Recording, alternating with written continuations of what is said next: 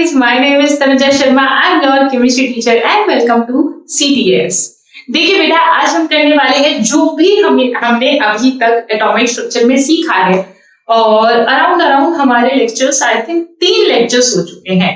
ठीक है, तो हमने इन 3 लेक्चर्स में क्या सीखा है, इसको कैसे अप्लाई करेंगे, किस तरीके के आपके क्वेश्चंस एनसीईआरटी में, जेईई मेंस में, नीट में, एडवांस में आते हैं। तो मैंने हर एक टाइप का एक क्वेश्चन लिया है बेटा जी।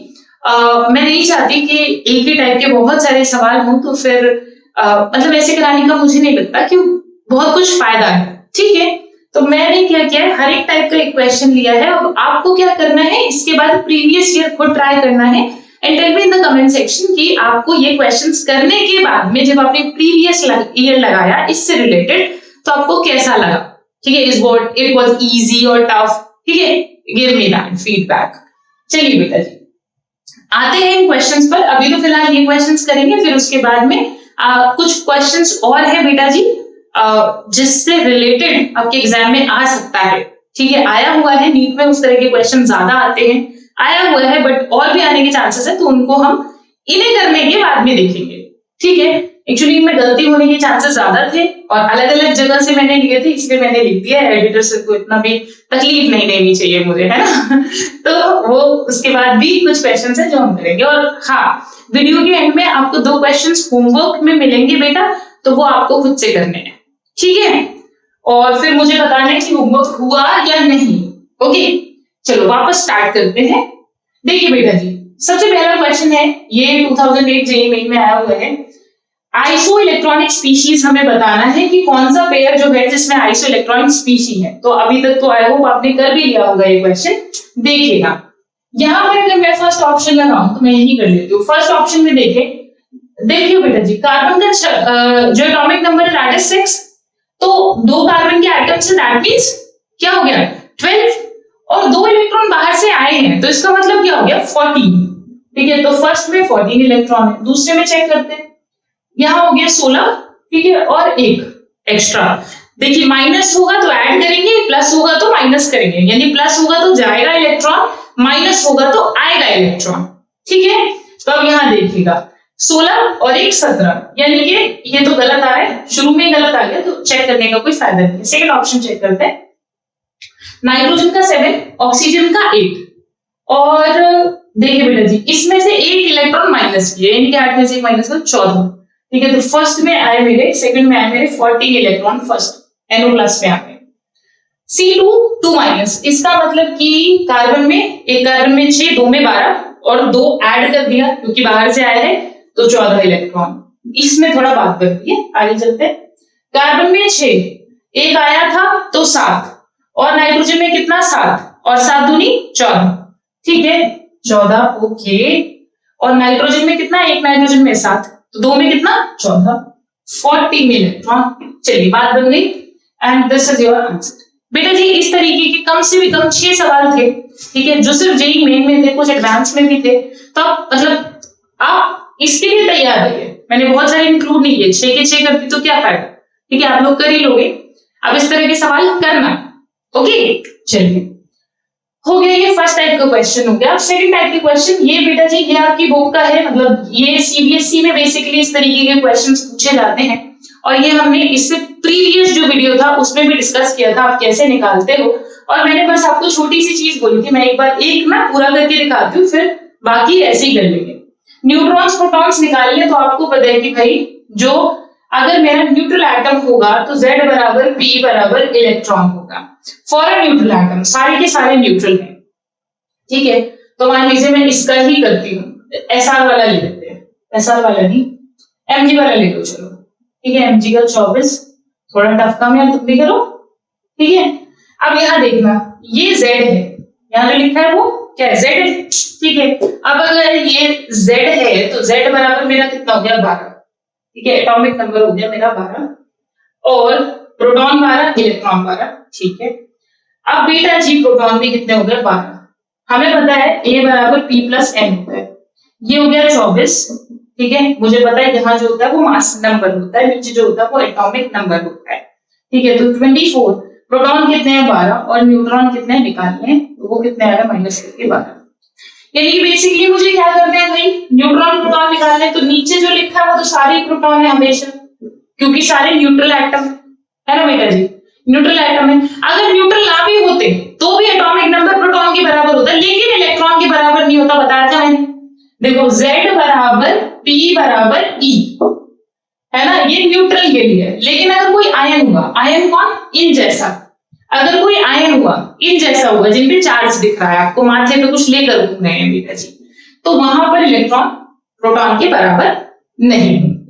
क्लियर, दोबारा रिवाइज करा दिया मैंने, अब आगे चलते हैं। अब देखो बेटा ये हो गया, हाँ, तो यानी कि बहुत सिंपल सी बात है। प्रोटॉन इसमें कितने, 6, इसमें कितने 8, इसमें 12, इसमें 16, इसमें 26, इसमें 36, ठीक है, ये प्रोटॉन हो गए। न्यूट्रॉन कितने होंगे बेटा जी, इसमें से इसे माइनस कर दो, इसमें से इसे, इसमें से इसे, इसमें से। ओके, कर लेंगे आप खुद, ठीक है। कमेंट सेक्शन में बता देना, अगर कोई नहीं होगा तो मैं करा दूंगी, ठीक है, और अगर हो जाएगा तो भी बताना। अब आगे आते हैं, कंप्लीट सिंबल ऑफ, ये भी मतलब ऐसे ये सीबीएसई टाइप का सवाल है बेटा जी, ठीक है, कि आपके जो बोर्ड एग्जाम्स है उनमें ज्यादा पूछा जाता है। फर्स्ट मैं करती हूँ, सेकंड आप करना। कंप्लीट सिंबल पूछ रहा है बेटा जी, जो 17 होता है एटॉमिक नंबर वो किसका होता है, क्लोरीन का होता है। तो आप लिखे क्लोरीन, एटॉमिक नंबर नीचे लिखते हैं और मास को ऊपर लिखते हैं, हो गई बात, हो गया काम। 92 और 233 ये तो आप लिख लोगे। सिंबल मैं बता देती हूँ, सिंबल जो होता है वो यूरेनियम होता है, ठीक है, यूरेनियम यू, ठीक है। चलो आगे काम करते बेटा जी। यूरेनियम कहाँ यूज होता है कोई बता सकता है, कोई बता सकता है कहाँ यूज होता है यूरेनियम? चलो बता कहाँ यूज होता है, क्योंकि अगर यूरेनियम ना हो तो हमारे घरों में मोस्ट ऑफ द, ठीक है, जो इस तरफ रहते हैं, जो प्लेनर एरियाज है, यहां रहते हैं, उनके घर लाइट ना आए। कहा, न्यूक्लियर रिएक्टर में यूज होता है यूरेनियम, ठीक है बेटा जी। जो आप ज्यादातर जो हमारे यहाँ बिजली बनती है बेटा जी, वो न्यूक्लियर रिएक्टर से ही आती है, ठीक है। जो थर्मल पावर प्लांट होता है ये भी होते हैं, न्यूक्लियर रिएक्टर से भी बहुत एनर्जी बनती है। जो कोस्टल एरियाज है, ठीक है, उनमें तो हम टाइडल एनर्जी को भी यूज कर सकते हैं, लेकिन अगर मान लीजिए आप इस एरिया में रहते हैं, जैसे मध्य प्रदेश हुआ, यूपी हुआ, ठीक है, बिहार हुआ, तो यहाँ पर कोई ऐसा एरिया तो है नहीं, कोस्ट तो है नहीं, ठीक है, कि आप जाके टाइडल एनर्जी बना लोगे, है ना। चलो ओके, आगे चलते हैं बेटा जी। ये हो गया हमारा सारा पार्ट हो गया। अब ये वाला क्वेश्चन जो है ये बड़ा ही सिंपल सा क्वेश्चन है, देखिए आपने आंसर निकाल भी लिया होगा, चेक करते हैं।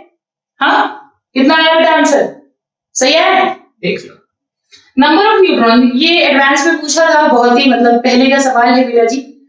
अब देखना ऑप्शन इसलिए मैंने नहीं लिखे जानबूझकर, जरा सा तो सवाल है यार।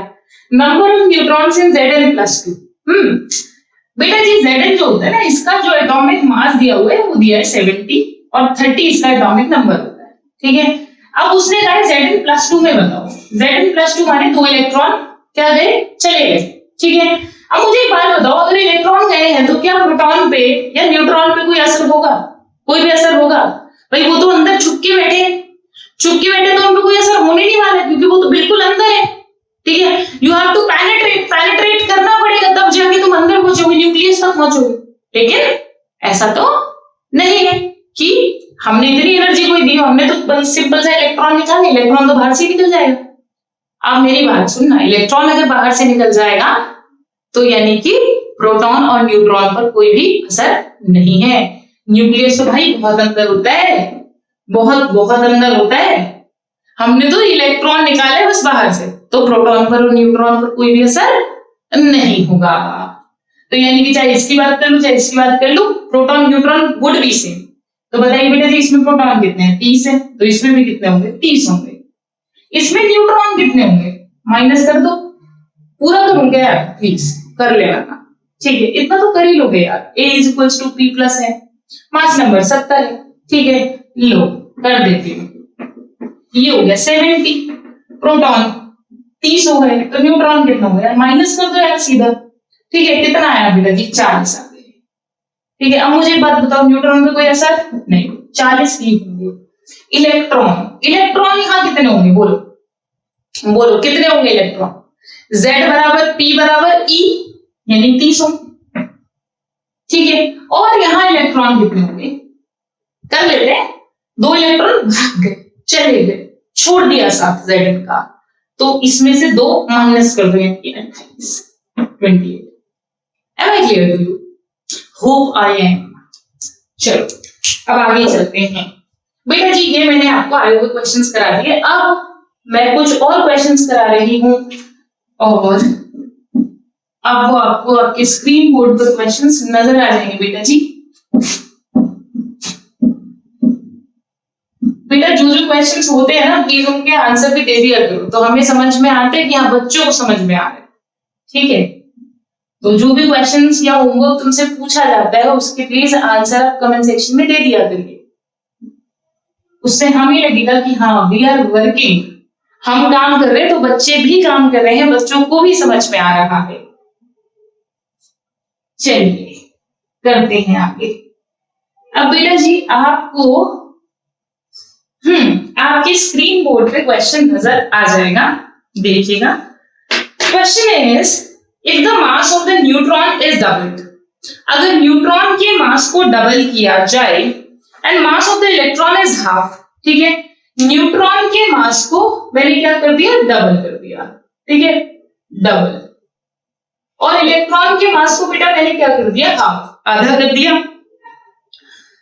Find out the new atomic mass of, नया एटॉमिक मास कितना होगा अगर ऐसा किया जाए तो, और परसेंटेज में क्या चेंज आएगा, यानी परसेंटेज इंक्रीज डिक्रीज वो हमें निकालना है, ठीक है। तो चलिए बेटा जी, यानी कि पहले ना पहला स्टेट देख लेते हैं हम, ठीक है। फर्स्ट कंडीशन समझिए, यहां पर ये मेरे पास एटम है, अब अगर ये एटम मैं लेती हूं तो इसका Z बराबर कितना है 6 है, इसमें प्रोटॉन कितने हैं 6 है, इसमें न्यूट्रॉन कितने बेटा जी माइनस कर दो, यहां से सीधा माइनस कर दो, अब तो कर लोगे यार 6 है, ठीक है, लिख दें। चलिए अब वो सवाल में क्या कह रहा है, ये तो मेरे पास नॉर्मल कंडीशन होगी, लेकिन वो सवाल वाला क्या कह रहा है कि अगर मैं इलेक्ट्रॉन के मास को तो कर दूं आधा, हाँ बेटा इलेक्ट्रॉन भी निकाल लो, इलेक्ट्रॉन कितने हैं 6, ठीक है।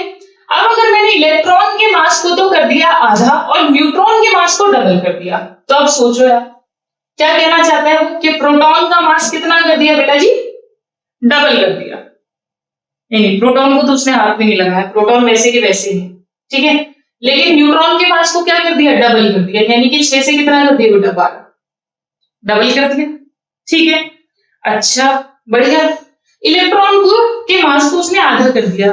अब मुझे एक सिंपल सी बात बताओ यार, क्या A बराबर होता है P प्लस M, क्या इलेक्ट्रॉन के मास को आधा करने का कोई फर्क पड़ेगा मास पर? अरे भाई मास में इलेक्ट्रॉन का मास इंक्लूड ही नहीं होता, इसका तो भी 1 AMU आता है, उसका तो बहुत कम आता है, उससे भी कम आता है, इसलिए इलेक्ट्रॉन के मास को हम लेते ही नहीं है, समझिए बेटा जी। अब यहां आते हैं, अब देखिए बेटा जी A बराबर P प्लस M, यानी कि इसका कोई असर नहीं पड़ेगा, तो उस स्टेटमेंट को आप छोड़ दें। अब यहाँ आ जाइए, यहां से मुझे पता चल रहा है कि इसका जो मास होगा वो कितना होगा बेटा जी P प्लस M, यानी कि 12, 6 प्लस 6 यानी कि 12 AMU होगा बेटा जी एटॉमिक मास यूनिट, मैंने कहा था AMU में ले सकते हो, ठीक है, 1.6 वाला नहीं लेना, बहुत भारी पड़ जाएगा काम, तो आपने क्या किस में ले लिया AMU में ले लिया, बढ़िया। अब यहाँ आते हैं, इसका जो मास होगा वो कितना होगा, इसको ऐड कर दीजिए 18 AMU होगा। अब मुझे बताओ इंक्रीज हुआ है सबसे पहले तो, ठीक है, और कितने का चेंज आया है, 18 में से 12 माइनस कर दीजिए, ठीक है। हमेशा क्या होता है बेटा जी, जब भी आपको परसेंटेज निकालना होता है ना, मैं बता देती हूँ आपको, ठीक है, मैथ्स थोड़ा सा सीख लीजिए यहाँ पर, जब भी आपको परसेंटेज निकालना होता है तो आप क्या करते हैं, फाइनल अमाउंट जो भी फाइनल है उसमें से आप इनिशियल को माइनस कर देंगे डिवाइडेड बाय इनिशियल, क्योंकि जो कंपैरिजन होता है वो हमेशा इनिशियल से ही होता है, ठीक है। तो देखिएगा बेटा जी आपने क्या किया 18 माइनस 12 बाय डिवाइडेड बाय 12, ठीक है। अब इसको कैलकुलेट करें हम तो कितना आ जाएगा 6 बाय 12, देखिए बेटा जी 6 बाय 12 आएगा, कहां कर देते, ठीक है, यहां कर देते 6 बाय 12 आया होगा बेटा जी इधर से, तो कितना आ गया बेटा जी 1/2, है ना। परसेंटेज में निकालेंगे तो कितना आएगा 0.5 आएगा, 100 से मल्टीप्लाई करेंगे तो 50% आ जाएगा,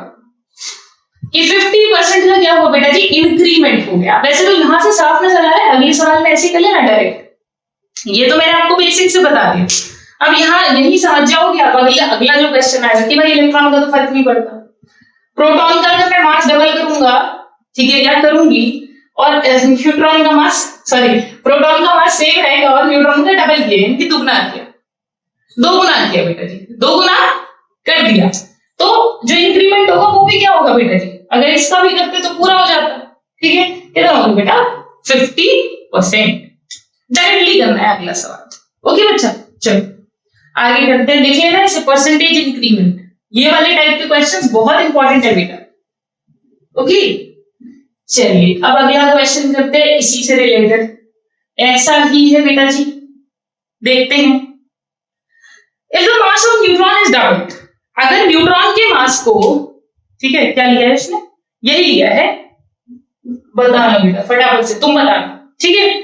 न्यूट्रॉन के मास को मैंने किया डबल, न्यूट्रॉन के मास को मैं डबल कर रही हूं, और प्रोटॉन का हाफ कर दिया, प्रोटॉन का आधा कर दिया बेटा जी, और इलेक्ट्रॉन का डबल कर दिया, डबल कर दिया, तो बताओ इसका न्यू एटॉमिक वेट क्या होगा, नया एटॉमिक वेट हमें बताना है और परसेंटेज इंक्रीमेंट बताना है, ठीक है। अभी आप कुछ सोचो यार, इलेक्ट्रॉन का तो फायदा नहीं, इसको तो हटा दे भाई, इलेक्ट्रॉन की स्टेटमेंट ही बेकार है। यहां से मुझे पता चलेगा भाई न्यूट्रॉन कितने होंगे, 6 होंगे इसमें, और प्रोटॉन कितने होंगे, 6 होंगे, यानी कि जो इसका मास है वो कितना हो गया, 12 AMU हो गया, ठीक है। अब यहां देखिएगा बेटा जी, इस कंडीशन के अकॉर्डिंग, इस कंडीशन के अकॉर्डिंग न्यूट्रॉन जो है वो कर दिए डबल, यानी कि 6 से कितने कर दिए 12, और प्रोटॉन कर दिए आधे, यानी कि प्रोटॉन कितने हो गए 3, कितने हो गए बेटा जी 15 AMU हो गया, ठीक है। अब देखो कितने का चेंज है 15, मैंने क्या बताया था परसेंटेज इंक्रीमेंट, क्योंकि इंक्रीज ही होगा बेटा जी, बढ़ रहा है तो इंक्रीज होगा, इंक्रीमेंट, इंक्रीमेंट कम हो रहा होता तो डिक्रीज होता, क्या होगा बेटा जी, final minus initial divided by initial, यानी कि 15 माइनस 12 बाय 12 कितना हो गया 3 बाय 12, ठीक है। अब देखिए ये कितना आएगा बेटा जी 1/4, 1/4 कितना होता है 0.25, परसेंटेज में चाहिए तो कितना होगा, तो यही 100 से मल्टीप्लाई कर लो यार, क्यों चक्कर में पड़ते हो, क्योंकि परसेंटेज तो मैंने वहां लिख ही दिया है ना, तो अब सीधे 100 से मल्टीप्लाई करो, ठीक है। तो 3/12, पिछले वाले सवाल में भी 100 से पहले ही मल्टीप्लाई कर लेना क्योंकि यहाँ परसेंटेज है, ठीक है।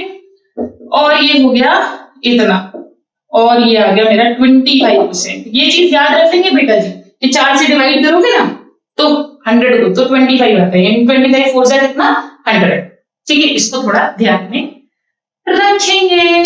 चलिए एक टाइप का सवाल और कर लेते हैं, इस टाइप को मैं पहले ही आपको इससे पुराने लेक्चर में बता चुकी हूँ बेटा, बट स्टिल एक क्वेश्चन कर लेते हैं, देखिएगा।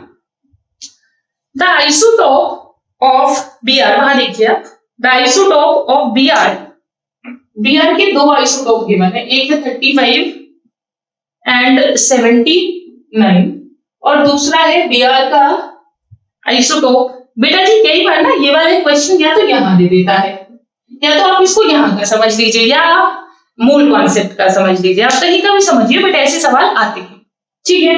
आपसे पूछ रहा है एवरेज आइसोटोपिक वेट कितना होगा, तो आपको कुछ नहीं करना, मैंने क्या सिखाया था, ये जो आपको गिवन है, ये जो आपको गिवन है क्या है मास नंबर, इसका अबंडेंस कितना बोला है उसने, हाँ जो आइसोटोप है वो 1:1 रेशियो में, यानी कि अगर ये 1 है, अबंडेंस गिवन है, ये भी 1 होगा तो ये भी 1 ही होगा, तो ये मुझे क्या दे दी बेटा जी, अबंडेंस दे दी है, अबंडेंस की परसेंटेज में अबंडेंस कितनी है, पूरा लिख दो क्या, ये देखो अबंडेंस गिवन है, ठीक है। तो अब देखिएगा परसेंटेज, मैंने आपको बताया था परसेंटेज और सॉरी एवरेज एटॉमिक वेट बराबर कितना होगा, एवरेज एटॉमिक वेट बराबर होगा 79 मल्टीप्लाई बाय इसका अबंडेंस कितना है 1 प्लस 81 मल्टीप्लाई बाय इसका अबंडेंस कितना है 1 डिवाइडेड बाय कितना बेटा जी 1 प्लस 1 यानी कि 2। अब देखिए 79 प्लस 81 बाय 2 यानी कितना हो गया बेटा जी 160 बाय 2, दैट मींस 80 आ गया। इसीलिए हम बीआर का मास जो ले लेते हैं वो 80 ले लेते हैं, ना हम 79 लेते ना हम 81 लेते, बिकॉज ये क्या है बेटा जी, हमारा एवरेज है। ओके, और यही एक रीजन है कि इनका इसको 35 को डबल करने पर नहीं आ रहा है, आइसोटोप की वजह से नहीं आ रहा है। ठीक है बेटा जी, जैसा होता था ना जनरली कि हम क्या करते थे, कोई भी नंबर है उसको डबल करके देख लिया तो उसका मास आ जाता था। ये सब पर एप्लीकेबल नहीं होता ड्यू टू आइसोटोप्स। ठीक है, चलिए बेटा अब चलिए क्या आगे करें। बेटा एक क्वेश्चन मैं और करा दूं, फिर मैं आपको क्या करती हूँ, मैं आपको होमवर्क में देती हूँ। ये क्वेश्चन बहुत ही इंटरेस्टिंग है, बड़ा प्यारा सा सवाल है, देखिए आप आपके स्क्रीन बोर्ड पर। एज्यूमिंग, पहले ना खुद ट्राई कर लो, ठीक है, पहले खुद ट्राई करो, कर लिया? नहीं हुआ? होगा भी नहीं। ठीक है, देखिए question. Assuming that atomic weight of C12 कितना है, बोल दिया 150 unit from atomic table, 150 unit है, ठीक है, एटॉमिक टेबल से। Then according to this assumption weight बताना है बेटा जी। ठीक है, इस अजम्पशन के अकॉर्डिंग वेट बताना है कि ऑक्सीजन 16 का कितना होगा।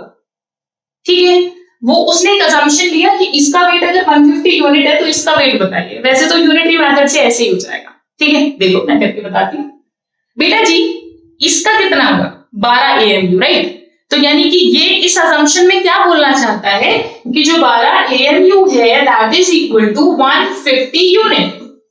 तो आप क्या करिए, आप एक AMU की वैल्यू निकाल लीजिए, that would be 150 by 12 unit. और अब आप क्या करिए 16 AMU का, क्योंकि मुझे इसका मास चाहिए, और ये कितना होगा 16 AMU, तो यानी कि 16 AMU कितना यूनिट होगा, बस आपको चेंज कर लेना है। ठीक है, यूनिटरी मेथड सेकंड में लगेंगे बेटा जी सवाल करने में। ठीक है, अब आप इसको सॉल्व करेंगे तो मैं इसको 3 को लिख सकती हूँ 3 मल्टीप्लाई 50, ठीक है, इंटू 16 बाय 12, ठीक है, कितना आ गया बेटा जी 200 यूनिट। बोलो क्लियर, समझ में आया? ठीक है, अब बेटा जी आपको जो आपके स्क्रीन बोर्ड पे क्वेश्चंस नजर आ रहे हैं, इन क्वेश्चन का आंसर, आई होप मैंने नहीं कराए ये क्वेश्चंस, नहीं कराए, ठीक है, तो इन क्वेश्चंस का आंसर आप मुझे कहां दोगे, कमेंट सेक्शन में बताओगे। ठीक है बच्चा, कमेंट सेक्शन में आपको इनका आंसर मुझे करना है। ओके, आई होप आपको इतना लेक्चर बहुत अच्छे से समझ आया होगा बेटा जी। I have covered every type of question related to it. मोल का भी जो पार्ट था, जो एवरेज आइसोटोपिक वेट था, वो भी मैंने मोल का भी यहाँ पर कवर किया है। तो I hope you are liking the content. बेटा अगर आपको कंटेंट अच्छा लगता है, ठीक है, तो अपने दोस्तों के साथ प्लीज इसको शेयर करिए एंड सपोर्ट अस। ओके, चलती हूँ मैं, आपसे मिलूंगी अगले लेक्चर में। तब तक के लिए पढ़ते रहिए, आगे बढ़ते रहिए और बहुत ज्यादा खुश रहिए। बाय।